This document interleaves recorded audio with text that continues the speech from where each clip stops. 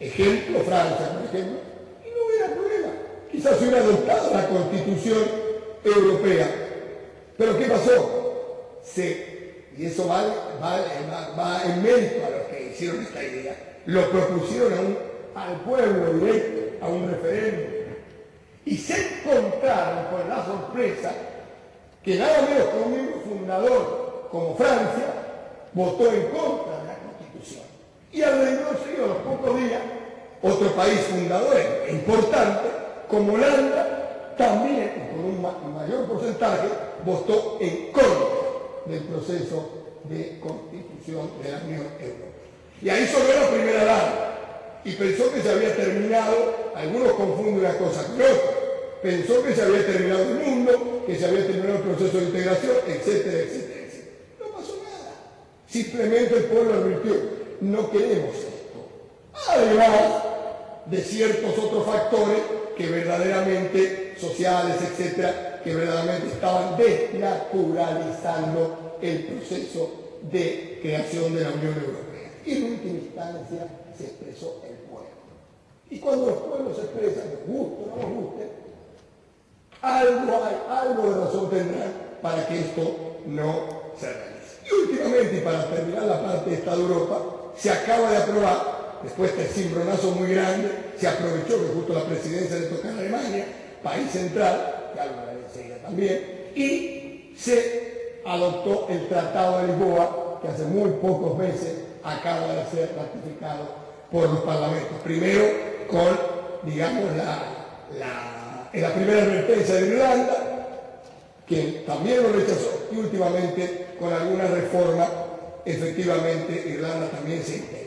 Pero atención, y acá hay que marcar porque esto es muy nuevo, muy reciente del Tratado de Lisboa, que en este momento rige la Comunidad Económica, la Unión Europea.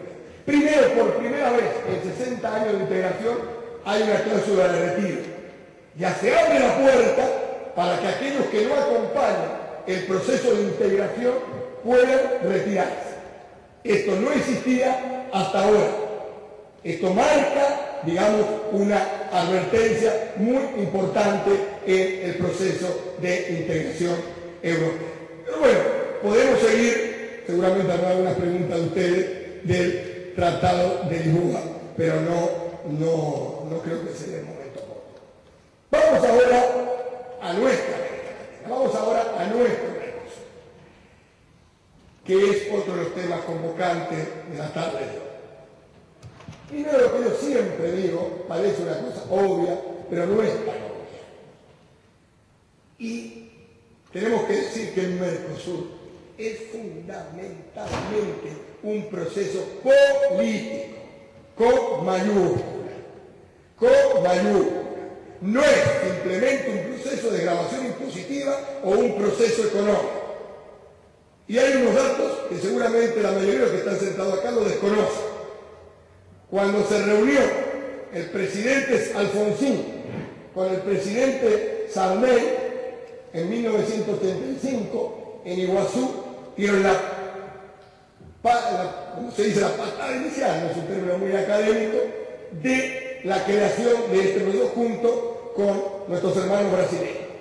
Y claramente en eso se dijo lo que había servido durante décadas. Tuvimos a un tri, gracias al Papa, nos fuimos a una guerra que dura por un siglo, marcado una tragedia con nuestros hermanos chilenos.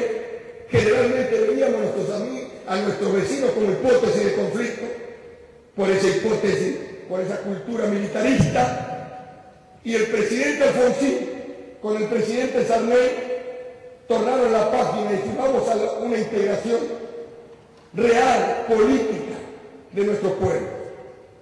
Y se produjo una situación que les voy a contar, que siempre cuento en todas mis conferencias y que no es muy conocida. Seguramente los especialistas en este tema a lo mejor lo sabrán. Cuando estaban en Iguazú, el presidente Alfonsín le dice a Sarney, presidente, ¿por qué no me lleva el Itaipú? Que está muy cerca, ustedes saben, de Iguazú.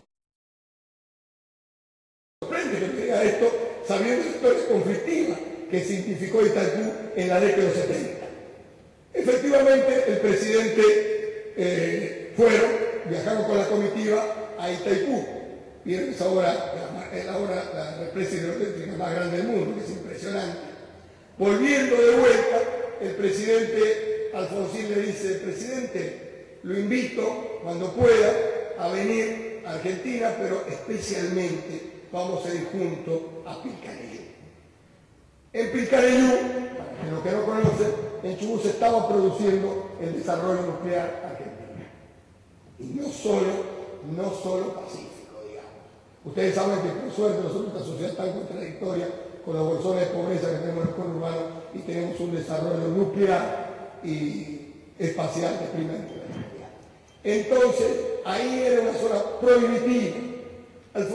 Sarney no lo podía creer. Presidente, me está hablando de cero. Por supuesto, usted y los especialistas nucleares brasileños a Pilcanellú.